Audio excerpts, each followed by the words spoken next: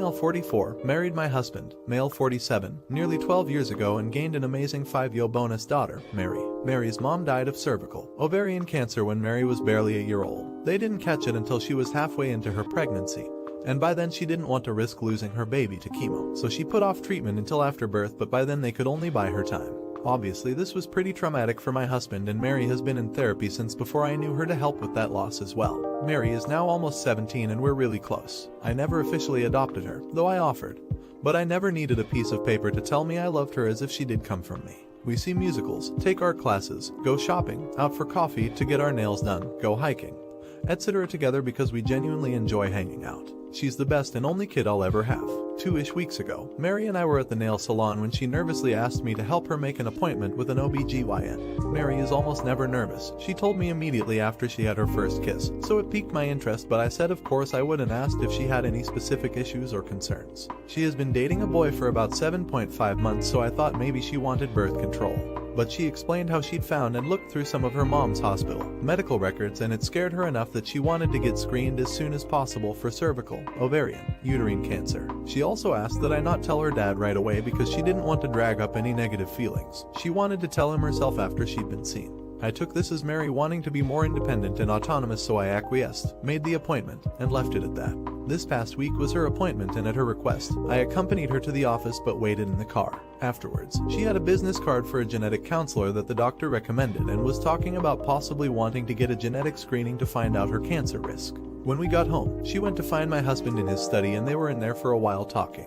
When they came out, Mary gave him a big hug, and then my husband asked me if we could speak in private.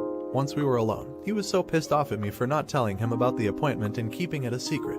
I tried to explain that Mary had asked me to and wanted to tell him herself, so I was just respecting her wishes, but that wasn't a good enough excuse. To him, she is still his child, and all doctor's appointments need to be run by him beforehand and not after it's been had.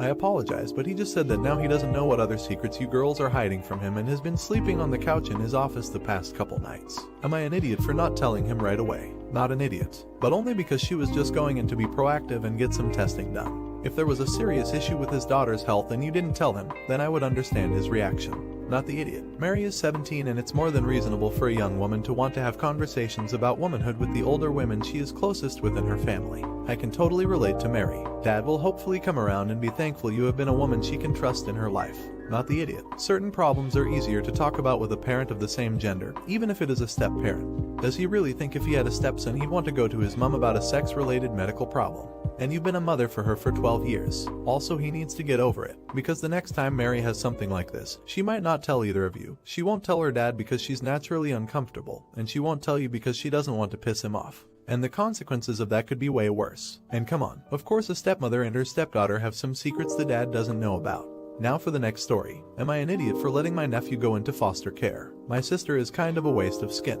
I love her, but I could make money betting against any decision she makes. Our mom set up a college fund for her. She didn't bother going. She had an opportunity to buy a house 15 years ago and decided to go on a trip around the world. She got pregnant in South Africa from some guy she was working with on a yacht. She didn't bother coming home until she was 5 months pregnant. She stayed for 4 years and then left again, but her son stayed with our mom. I was in school when she did this. My mom ended up having to use my college fund to help raise my nephew. I managed to get financial aid and completed my college with only about $30 in loans. I moved out and moved to another city. I love my mom, but that kid is out of control and not my problem. My mother has recently been diagnosed with a condition that means she will very soon be unable to care for herself, much less my nephew. She called me to ask if I would be willing to accept guardianship of my nephew. I very politely said fuck no. No one else in the family is willing to take him either. The kid has burned a lot of bridges, at least one literally at my uncle's ranch. My mom is worried that he will end up in foster care. I am still bitter about having to go into debt because of my sister's decisions and my mom coddling her. I know the kid needs counseling and love, but I just can't find it in myself to provide that. I have a pretty great life and I am not interested in throwing a wrench into the gears. I have reached out to my sister, but she is in South America working. She says she is getting her life together and cannot come back right now. My mom is telling me how important family is. She says she understands why I feel like I do, but she is still disappointed with me. My sister says I'm an idiot for not helping her and her son. I think contributing my college fund against my will was enough. I could afford to take on the kid. If I get legal guardianship, I could put him on my health insurance and maybe get him counseling. But I'm just not interested in turning my life upside down. not an idiot. If you're not committed to bearing the responsibility, you shouldn't be obligated to do so, especially for something as life-changing as this. Your sister should finally act like a mother and take care of her child. Obligation is a huge factor. Anyone who is not committed to bearing the responsibility of raising a child absolutely should not even consider taking responsibility for the child. Kids need to be in the care of people who love the child as their own and are 100% committed to making the child a part of their family. Gotta have love. Having a child only because of obligation is never the way to go. It helps no one. The child will suffer more than anyone. Not an idiot. Shocked by even some of the softer the idiots. It is not your responsibility to raise someone else's kid, period. I could maybe see if your sister had died, but she's alive and could come back to the country her kid lives in and take care of him herself. Instead says she is getting her life together and cannot come back right now. No, just no. Not an idiot. The authorities should be chasing the mother for abandoning the boy. Your mother did a good thing, but it's not your responsibility to take on the child just because your sister is an oxygen thief.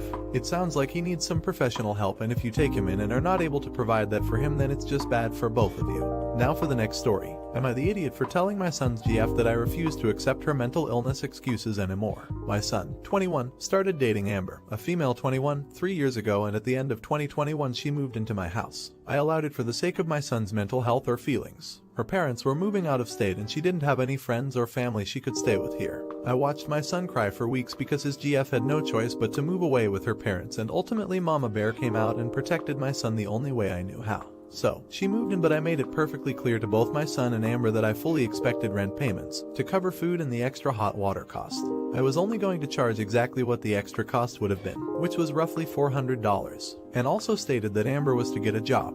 Both of them agreed to this. I even put it in writing and had it filled out as a tenancy agreement so that they could get their own place afterwards and have references for rental history. So the lease was all signed, stamped, and notarized. In the first couple of months it really appeared like Amber was trying to get a job, but after that she just stopped giving a frick. If I asked if she had rent, she would immediately be like, "You know I don't," and just shrugged it off. My son was paying the entire rent by himself, which, whatever, if he wants to do that then that's on him. But it was the lack of caring and the complete taking advantage of the situation that pissed me off. After about 7 months I sat Amber down and reminded her of my agreement and told her she was walking on thin ice, and that I was fed up with her not even attempting to hold up her end of the deal. She then pulled the "I understand where you're coming from, but try to be sympathetic about the fact that I haven't seen my parents in months, and I'm struggling to even get out of bed." I did sympathize with this. I even offered to get her into therapy. She said she would when she felt she was mentally ready. Yeah, that time never came, but the excuses stuck. It's always a different excuse, but usually has something to do with missing her parents. Well, this month I saw that my hot water bill skyrocketed by an extra $300. It then came to my attention that Amber has been showering 3 times a day because standing under the scalding water is the only thing that takes away my sadness. At this point I was done. I'm forking out an extra $700 a month with no help from her, and my son is struggling to pay her portion because he is in college. So I again told her she needed a job. She pulls the "I'm so depressed I can barely drag myself out of bed. I can't work outside of this house." I snapped and said I refuse to accept her millions of mental illness excuses anymore, and either she finds a job within the month or I'm canceling her lease and she can get the frick out. She ran to the room crying and slammed the door. Am I an idiot? Not an idiot. Going to get downvoted here, but whatever. She's taking advantage of you at this point. That extra $700 is a lot of money, and when it's month after month something has to give unless you get it like that. Honestly, your son would have had to have his cry and eventually he would move on and meet someone new, as I wouldn't have taken her in to begin with. That was very generous of you. Her moving could have been the best thing for her, but no one knows. Honestly, it appears that she just really doesn't want to work. Not an idiot. Any mental illness is an explanation but not an excuse. I doubt she even has a mental health issue but is really just lazy. Amber needs to go, and now. She has broken the lease, so it is time to evict her. Your son will need to cope with it, just as any adult needs to cope with life's changing situations. Not an idiot. You are the landlord, not her parents. Really, you need to sit them both down and have a talk about responsibilities. And perhaps have a private parental talk with your son to see how he feels about things. If her mental health is so poor that she can't work, she needs to go through the process to get disability.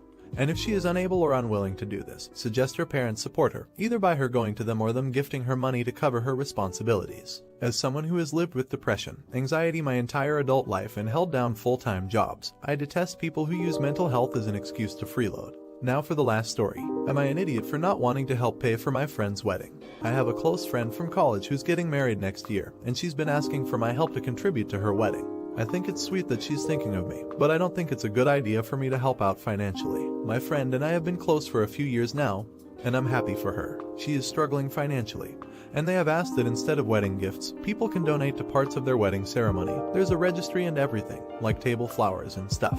I know she's trying to save as much money as possible for certain reasons unrelated to the wedding, but I just don't think it's right for me to be helping her out with the costs at this time. I'm a recent doctorate candidate. Soon, I'm currently writing a memoir, and I don't know when I will have time to get a job. Anything I give is just that much less time I can live on my own, even if I could afford it. I don't think it's fair that I should have to help out when I know her fiancé already has a job and could definitely get another, and some of his friends seem well off. I tried to explain my financial situation to my friend, but she's still asking for help, even a little. She suggested that I could contribute a much smaller amount than others, but I still don't think it's a good idea. I told her that if I was in a better financial situation I would be more than happy to help out, but right now it just isn't possible. My friend got really mad at me and said that I was selfish, and that she expected more from me. Our group of friends all pledged to help pay for each other's weddings back in college, and she says that since she helped pay for my wedding, $550, that I should help her out, even if it's just $20. She is also threatening to tell our group of friends, just because all of them contributed to my wedding. But she completely ignores the fact that my marriage didn't last even 1 year. I don't want to lose her friendship, and I really don't want her to tell our friends. My financial situation is private. More importantly, I also don't want to be taken advantage of. Am I an idiot for not wanting to help pay for her wedding? You're an idiot. Well, I'm glad I withheld my judgment until I got to the end. I'm sticking with her, the idiot, because you didn't slip in until the second to last paragraph that the reason why she's asking you is because she contributed over $500 to your wedding. And now that it's your turn to chip in, you don't want to give her a red cent. You said she was also asking for help with things like decorations. What have you offered to contribute for labor, since you are unable to give a single cent? Because you are busy being a not yet doctoral student and writing a memoir. You're an idiot and you deserve to be called out. Your friend group all pledged to help with each other's weddings and they all helped you, but now you are backing out of a pledge you've already taken advantage of. It doesn't matter that your marriage didn't last. You still kept your friend group to their word and they all stepped and honored that agreement, but now that you have gotten what you wanted out of it, you can't even find a small amount to keep a promise you made. You're an idiot. She contributed $550 to your wedding that didn't even last a year. The least you could do is help with at least $100 or volunteer to help with the wedding, such as cleanup, etc. You said her fiancé can get an extra job. Why can't you get a job? Seems like you're just lazy and not even a good friend.